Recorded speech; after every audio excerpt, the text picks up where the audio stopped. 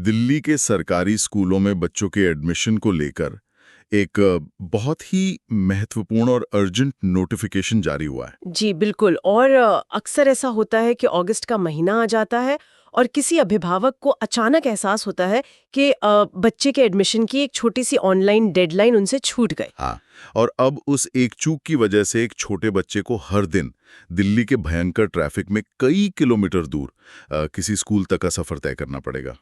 मतलब ये कोई काल्पनिक कहानी नहीं है। बिल्कुल नहीं। हर साल हजारों परिवारों की यही वास्तविकता होती है। राइट। तो आज के इस गहन विश्लेषण का मकसद इसी स्थिति से बचना है। सरकारी नोटिफिकेशंस आमतौर पर नीरस पीडीएफ फाइलों की तरह दिखते हैं, जिनमें बस प्रशासनिक भाषा होती है। हाँ, समझने में काफी मुश्किल होती है लोगों को। एकदम सही।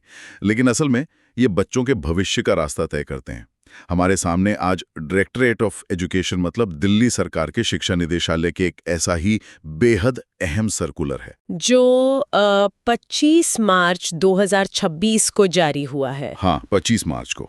और ये शैक्षणिक सत्र 2026-27 के लिए कक्षा 6 से 9वीं तक के सरकारी स्कूलों में प्रवेश के दिशा निर्देश तय करता है। राइट। तो इस प्रक्रिया को नॉन प्लान एडमिशन कहा गया है। आज हम सिर्फ इसके नियम नहीं पढ़ेंगे, बल्कि ये समझेंगे कि ये नियम इस तरह क्यों बनाए गए हैं। यहाँ जो बात सबसे आकर्षक है वो ये है कि इस पूरी चर्चा की शुरुआत ही इसी शब्द नॉन प्लान एडमिशन से करनी होगी। मतलब जब सरकारी दस्तावेजों में इस तरह के शब्द आते हैं तो आम जनता के लिए इसका मतलब समझना मुश्किल हो जाता है। हाँ, वो तो है। नॉन प्लान सुनकर लगता है जैसे बिना किसी योजना के एडमिशन हो रहा हो। बिल्कुल, लेकिन ऐसा नहीं है। देखिए, दिल्ली के शिक्षा तंत्र में प्लान एडमिशन का मतलब आमतौर पर उन बच्चों से होता है जो नगर निगम या एमसीडी के स्कूलों से 5वीं पास करके सीधे दिल्ली सरकार के 6ठी कक्षा के स्कूलों में प्रमोट होते हैं। अच्छा, मतलब वो पहले से ही सिस्टम का हिस्सा है। हाँ, वो एक तय योजना या प्लान का हिस्सा है। इसलिए नॉन प्लान एडमिशन का दायरा पूरी तरह से उन बच्चों के लिए है जो वर्तमान में दिल्ली के किसी सरकारी या असरकारी सहायता प्राप्त स्कूल का हिस्सा नहीं है। तो इसमें कौन कौन से बच्चे आते हैं?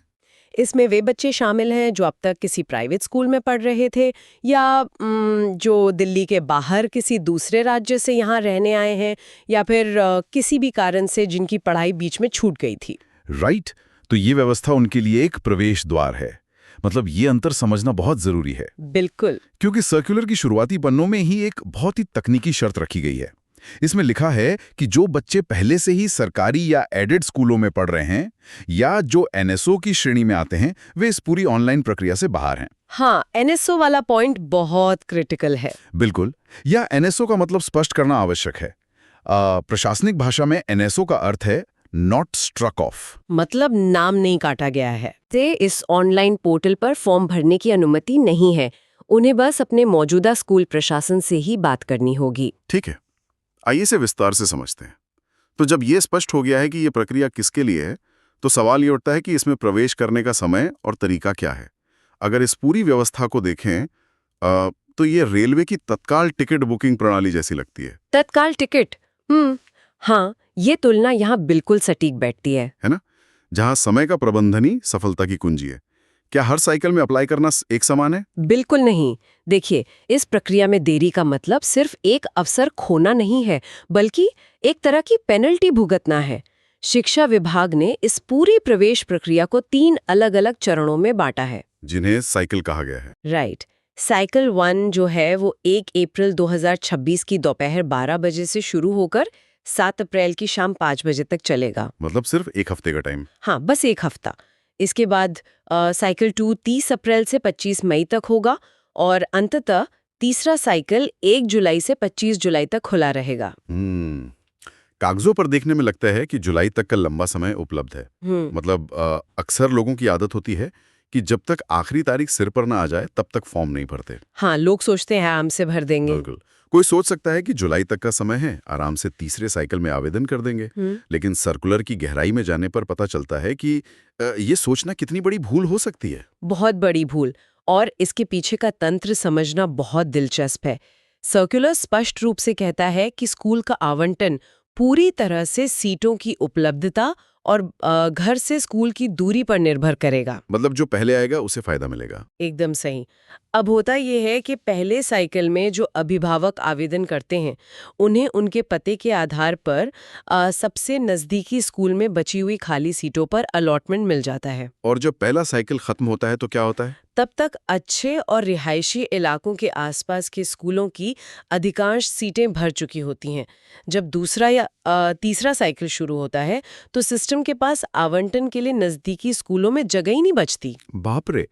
तो फिर सिस्टम क्या करता है? ऐसे में सॉफ्टवेयर मजबूरन बच्चे को घर से 5 या 8 किलोमीटर दूर का कोई ऐसा स्कूल आवंटित करता है जहां सीटें खाली रह गई हैं।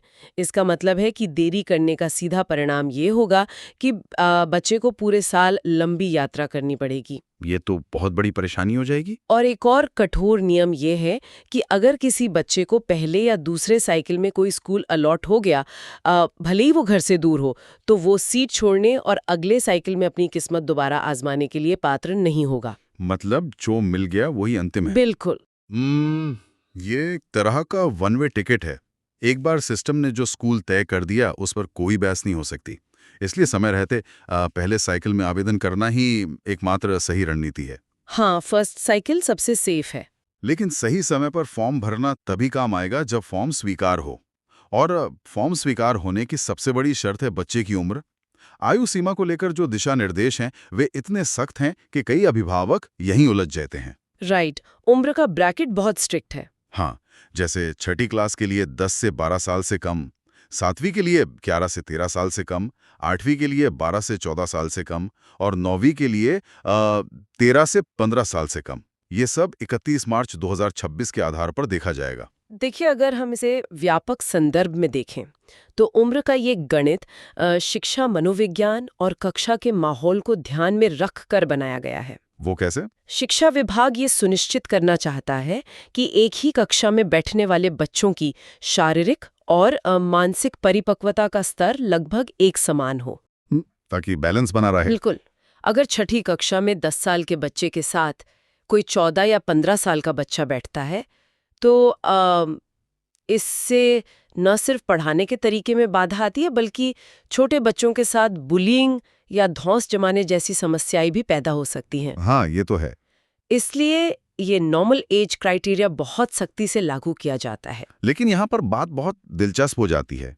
मतलब भारत जैसे देश में जहाँ सामाजिक और आर्थिक विषमताएं बहुत ज्यादा हैं, वहाँ हर बच्चे की शिक्षा एक सीधी रेखा में नहीं चलती। जी बिल्कुल। तो उम्र का ये सख्त नियम कागजों पर तो अच्छा लगता है, लेकिन क्या होगा अगर किसी बच्चे ने अपने माता पिता को खो दिया हो या किसी गंभीर बीमारी के कारण उसकी पढ़ाई छूट गई हो? क्या सिस्टम इतना कठोर है? इसी सवाल का समाधान निकालने के लिए सिस्टम में कुछ अपवाद रखे गए हैं। पहले तो अगर किसी छात्र ने पिछले सत्र में दिल्ली के किसी मान्यता प्राप्त अनएडेड या लोकल बॉडी स्कूल से अपनी पिछली कक्षा पास की है और उसके पास एक वैध मार्कशीट तथा एसएलसी मौजूद है, तो उस पर उम्र का ये ब्रैकेट लागू नहीं होता। अच्छा, मतलब जो रेगुलर पढ़ रहे थे उन पर ये नियम नहीं है। हाँ, जो लगातार शिक्षा प्रणाली का हिस्सा बने हुए हैं उन्हें उम्र के आधार पर बाहर नहीं निकाला जाएगा। ये तो उन बच्चों की बात हो गई जिनकी पढ़ाई लगातार चल रही थी।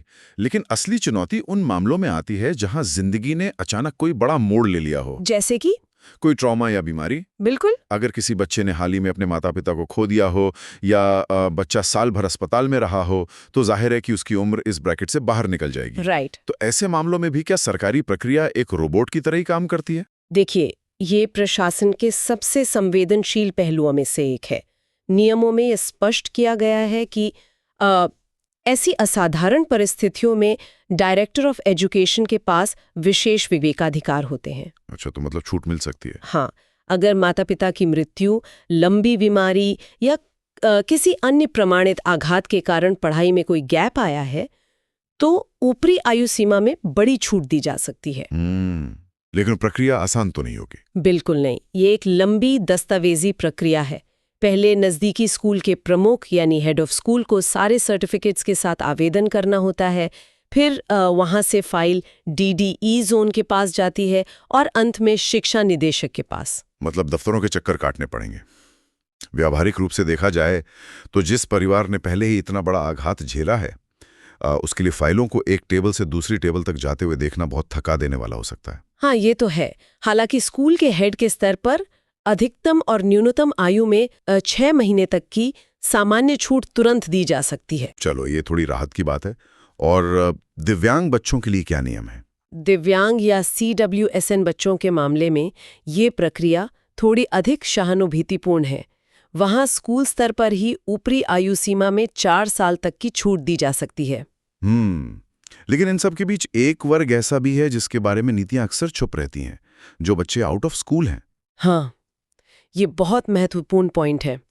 आउट ऑफ स्कूल बच्चे वे हैं जिनकी उम्र 10 से 14 साल के बीच है, लेकिन वे कभी स्कूल गए ही नहीं या बहुत छोटी उम्र में उनकी पढ़ाई छूट गई। तो उनके लिए क्या व्यवस्था है? उन्हें ऑनलाइन अप्लाई करना होगा? नहीं, बिल्कुल नहीं। इन बच्चों के लिए ऑनलाइन फॉर्म नहीं भरा जाता। इन्हें सीधे नज़दीकी स्कूल में ले जाना होता है, जहां उनका फाउंडेशनल लिटरेसी एंड न्यूमरेसी यानी FLN का मूल्यांकन किया जाता है। अच्छा, मतलब उनका टेस्ट होता है। एक तरह का असेसमेंट। स्कूल के शिक्षक ये जांचते हैं कि बच्चे को बुनियादी साक्षरता और संख्यात्मक ज्ञान कितना है, और उस समझ के आधार पर उसे उम्र के अनुकूल किसी विशेष प्रशिक्षण केंद्र या कक्षा में रखा जाता है।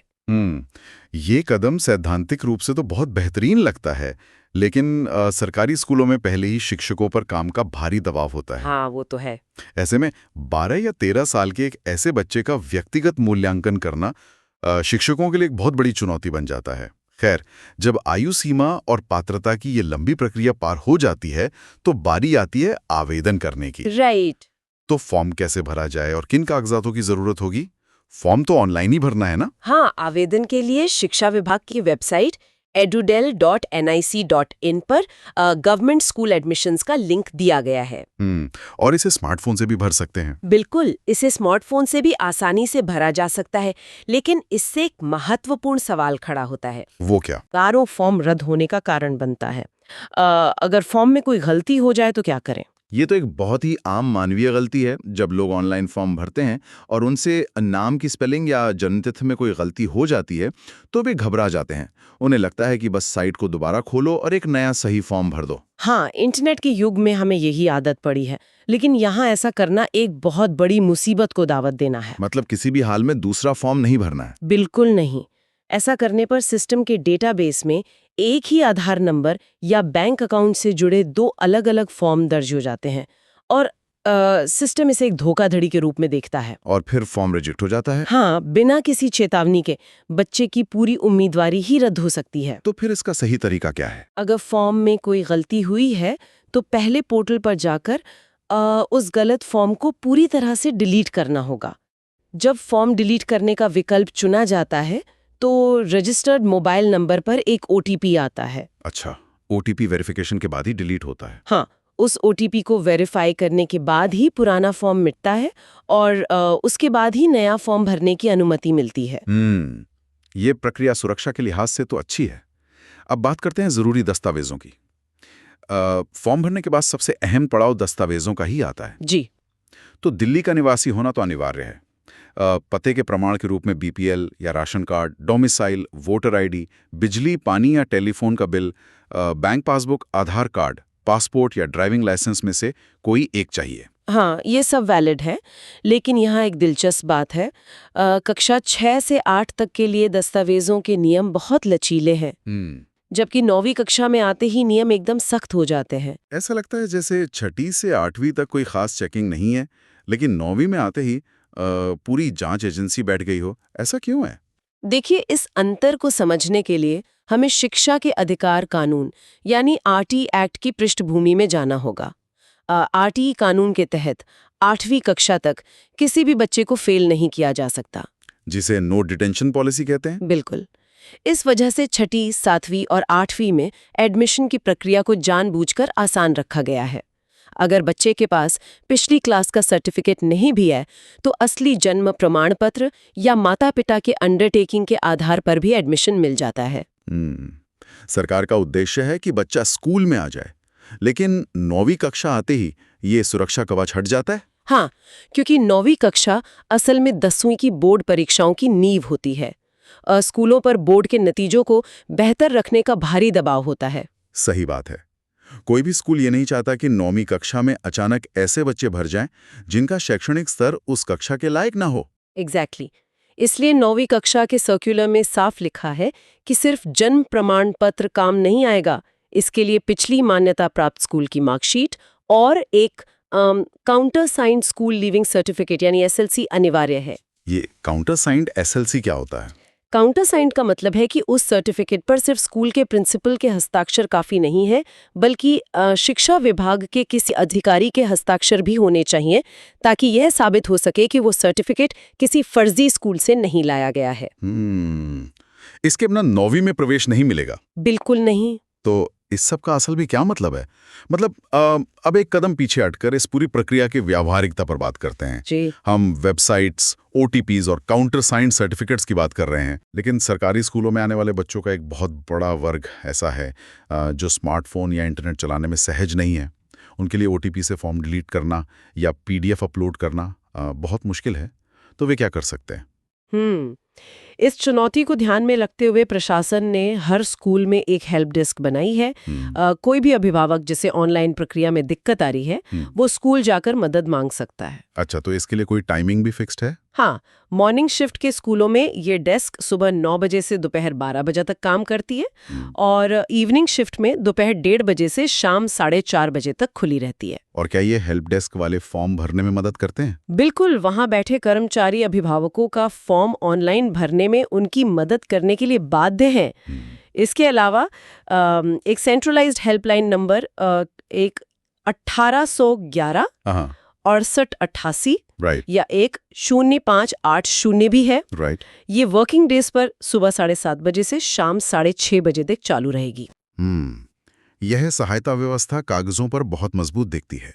अब मान लीजिए कि कोई अभिभावक किसी वजह से सारे ऑनलाइन साइकिल मिस कर देता है, अप्रैल, मई, जुलाई सब निकल गए, तो क्या एक मैनुअल एडमिशन का सेफ्टी नेट भी है? जी हाँ, प्रशासन ने एक आखिरी सेफ्टी नेट भी रखा है।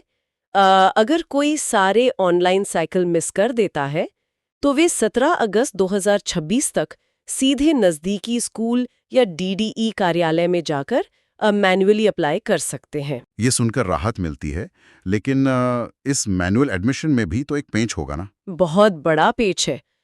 अगस्त तक आते आते सभी नजदीकी स्कूलों की लगभग 100% सीटें पहले के 3 साइकिल में भर चुकी होती हैं। तो फिर एडमिशन कहाँ मिलेगा? मैनुअल एडमिशन की स्थिति में जो भी गिने चुने स्कूलों में जगह बची होती हैं, चाहे वो स्कूल बच्चे के घर से कितना भी दूर क्यों ना हो, शिक्षा अधिकारी वही आवंटित करता है।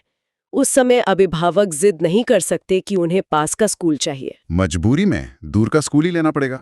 हाँ, अन्यथा बच्चा पूरे साल के लिए शिक्षा से वंचित रह जाएगा। तो इस विश्लेषण को समेटते हुए एक फाइनल अलर्ट देना आवश्यक है। फॉर्म भरने से पहले ऑफिशियल नोटिफिकेशन जरूर पढ़ें। ऑनलाइन फॉर्म भरने का मतलब एडमिशन की गारंटी नहीं है। ये सीटों की उपलब्धता पर निर्भर करेगा और झूठी जानकारी देने पर एडमिशन रद्द हो जाएगा। बिल्कुल। और अंत में इस पूरे दस्तावेज का विश्लेषण करने के बाद एक बहुत ही व्यापक विचार सामने आता है। इस नोटिफिकेशन में साफ कहा गया है कि स्कूल का आवंटन बच्चे के घर के निकटता के आधार पर होगा। जी। लेकिन अगर शुरुआत के साइकिल में नजदीकी स्कूलों की सारी सीटें भर जाती हैं, तो बाद में या मैनुअल साइकिल में आने वाले बच्चों को मजबूरी में दूर के स्कूल आवंटित किए जाएंगे। ये तो है। ऐसे में ये नियम इस बात पर सोचने पर मजबूर करता है कि क्या हमारे शहरों का शैक्षिक बुनियादी ढांचा बढ़ती आबादी के हिसाब से हर इलाके में समान रूप से विकसित है, या कुछ इलाकों के बच्चों को सिर्फ इसलिए लंबी यात्रा करनी पड़ेगी क्योंकि उनके नजदीकी स्कूलों की क्षमता सीमित है। बहुत ही गहरा सवाल है। क्या हर मोहल्ले में पर्याप्त स्कूल मौजूद हैं, या ये सिर्फ एक म्यूजिकल चेयर के खेल जैसी व्यवस्था बनकर रह गई है? खैर, हम श्रोताओं को इसी महत्वपूर्ण विचार के साथ छोड़ते हुए इस गहन विश्लेषण का समापन करते हैं। एक नए विषय के साथ फिर मिलेंगे।